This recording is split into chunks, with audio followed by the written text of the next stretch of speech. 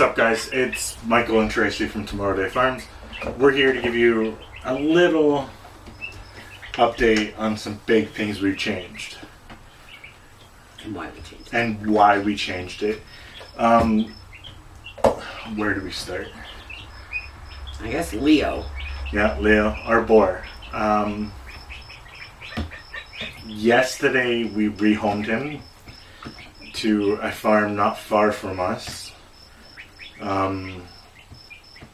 So he's no longer with us, unfortunately. It really sucks because we really enjoyed Leo on the farm. Everybody, if you've watched our old videos, you know we took him for walks, we played with him, he was out on the field with us when we were doing stuff. He had his own leash. He had his own leash. But due to circumstances that we will get into, we won't get into fully, we had to rehome him. It's not, before everybody goes crazy, it's not because one, he attacked, two, he didn't get aggressive. He was still just as good as what he was when we got him. And the people that have him now, he's doing amazing. He's got friends. A 16-year-old teenager, she's looking after him. He's doing great with her. So he's where he needs to be. And unfortunately, that's not with us. And he's running around in 5 acres. Yeah, so he's doing great. Mm-hmm. So that will be different, seeing his pen not being there. Change number 2. To go along with the pigs. If you've been around since we've moved to this property, all of y'all will know who Franny is. She's our female. She, when she gave birth to our 8 piglets that we have, they were meant for food. They were always meant for food. That's what they were. That's why we bred them. Unfortunately, there was a complication where she had a prolapse. I was able to fix it, thankfully, but if we were to rebreed her again, it would become a high-risk pregnancy, and we've dealt with those in our past experiences with pigs. It's pretty gross. It's really gross. And it's not good for them to sow. No. It's really not. So we took a long conversation. It was actually a really long debate whether or not we keep Franny and let her just grow old on the property, or we put her down as well. There are still days where there's still the conversation, because like we care for Franny. Franny really loves Tracy, but just because I fixed it once doesn't mean it won't happen again. And ultimately, the last thing we want is to go out to feed her and to hang out with her and she be passed away. So we took the executive decision that we are going to get out of pigs for a little bit, considering we'll have five pigs in our freezer. A little bit may be 2 years, a little bit may be 3. But when we get back into pigs, I think we've agreed. Well, there's 2 breeds we're looking into. It's a smaller breed. Tracy thinks they're absolutely adorable because they're fat and wrinkly. And I love a Megalista. Oh, Megalistas are Megalistas are built for our area, and we can get our hands on some, but they're $2,500 a piece. So we won't be doing that anytime soon. If you're not aware of what a Megalista pig is, it's the furry pig. They're amazing. Look it up. They are amazing looking. We'll try to post pictures of what a Megalista looks like. They're amazing looking, beautiful. Or we may just, the one thing that was in the discussion was do some rotational growing. I know it's not self-sufficiency, but in this moment in time, when a bag of pig feed is almost $30 a bag, And then you got to buy their bedding. And then they need their minerals. Then they may need, like, we have medications for ours just in case. Because I'm aware of what to look for when it comes to that. Yeah. So, with all that being said, I will give you a rough estimate. So, just our pig feed bill, the end of every month was $1,000. There was $400 bought of bedding material. And we did $1,000 a month for, well, till recently. So that was a big pocket hitter for our home. And we had to make because we have to recoup some of our costs. And because we ended up raising some pigs for other people, and that was a nightmare, and it was just not what we expected. So we've had to make these financial decisions for our farm, and when you're almost $20,000 in the hole, you got to make things, you got to do things. So that is why we are getting out of pigs for right now. But that's not, we don't know if we're just going to do, like I said, a rotational. We do pigs one year. Our friends are moving to Manitoulin. They're going to do the cows and like our beef cattle, and they're also going to do geese and all the noisy animals, because they are on 140 acres. So they have lots of land. 140, right? I don't know. I think it's 140. They have, where we live, there's people close to us. So what we've decided is that with our friends moving up here in a week, we've talked when it comes to loud animals like the geese, the cows, not the horses. We know nothing about horses. They will raise that there when they have everything set up and all that, which is fine, great.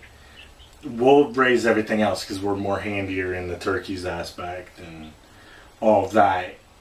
But Tracy's right. When it comes to pigs, it's going to be a little bit.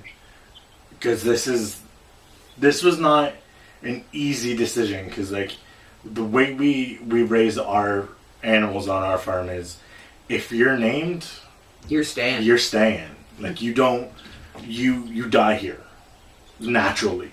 Not by human means. Unless absolutely necessary. Unless absolutely necessary, where everybody, if you've been around with us for enough, you know if your animal is aggressive or mean, they don't stay. We won't have that. So for us to make the decision that we have to do this is a big decision, and we don't want to.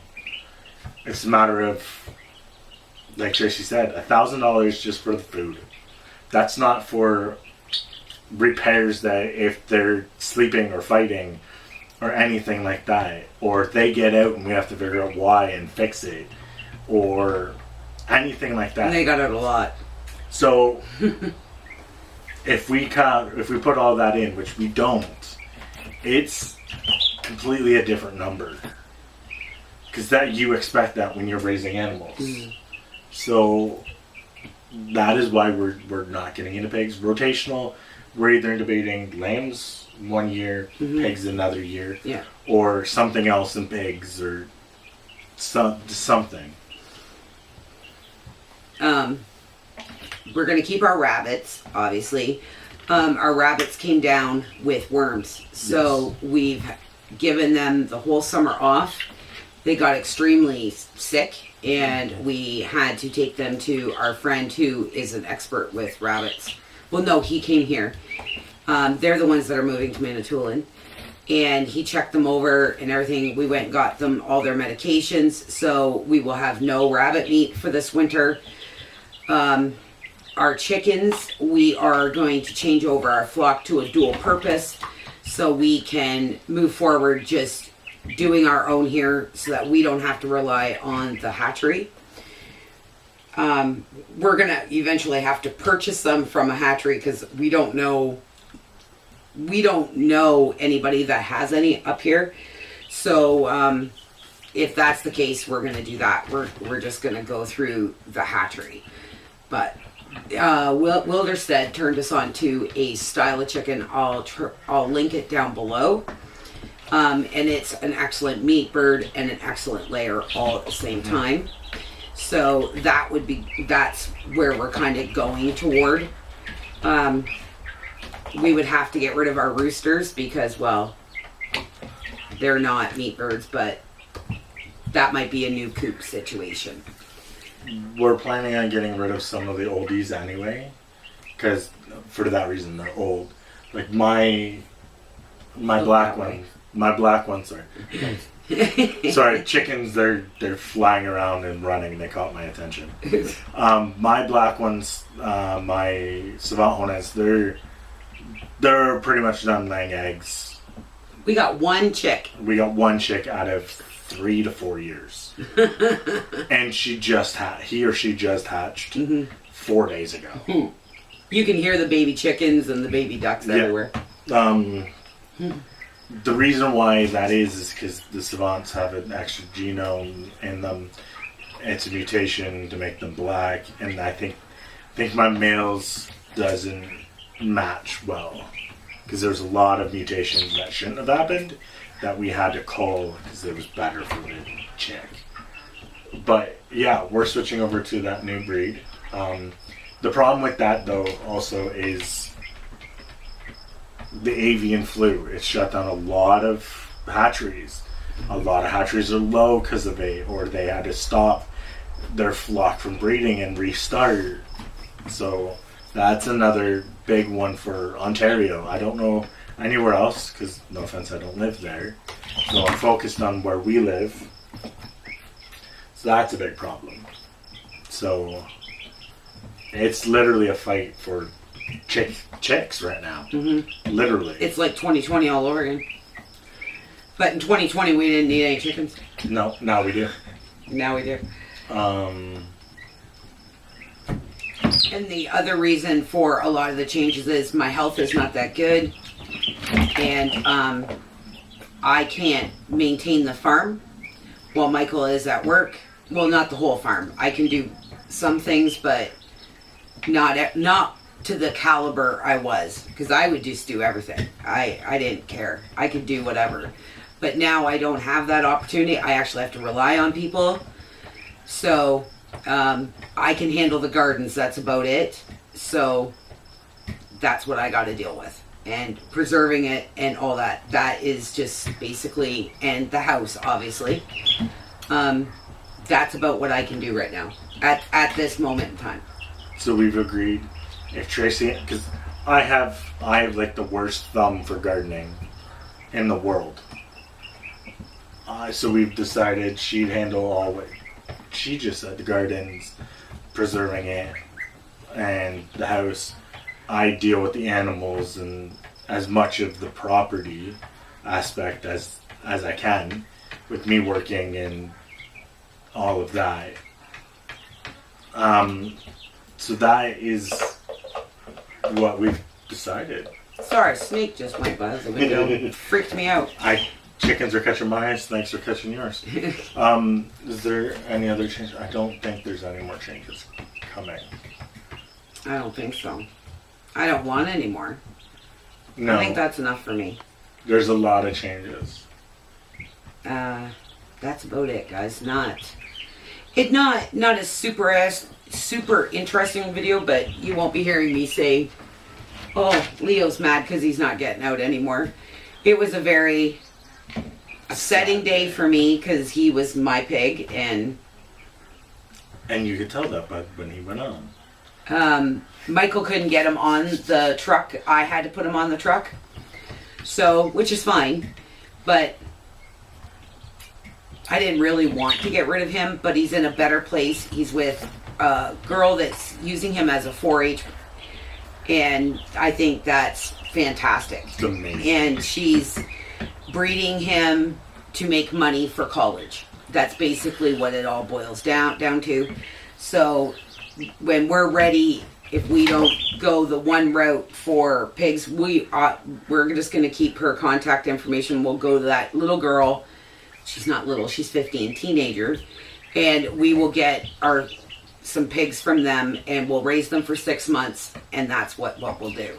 Because keeping all this livestock has cost us an absolute fortune. Mm-hmm. So we had to go the more economical route for the next little while.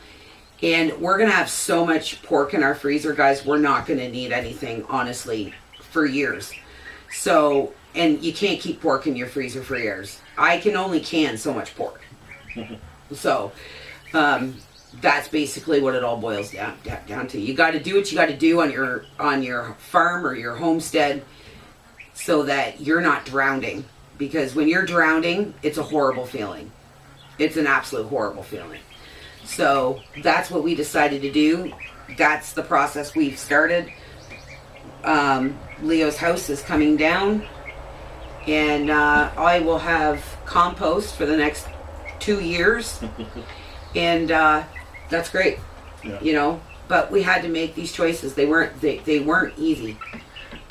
The whole reason why we're telling you guys, it's not because we're looking for the boohoos and whatever. Oh no. A lot of you guys were with us when they got here. Mm-hmm. Like Franny has been here for 2 to 3 years. Leo's was here for a year. Y'all were with us when we came here, and we said if there's any changes or anything like that, we would let you guys know, because it's just the way we work. We try to keep our word for what we said. Mm-hmm. So that is why we're informing you guys. I need to go water some broccoli. It rained this morning. I know, but it's dry. Our animals are all fighting. But anyways, guys, I hope the video isn't too long. We just wanted to update you guys on what's going on. And we hope to see you super soon, guys. Thanks for hanging out with us. Thanks, guys. Bye.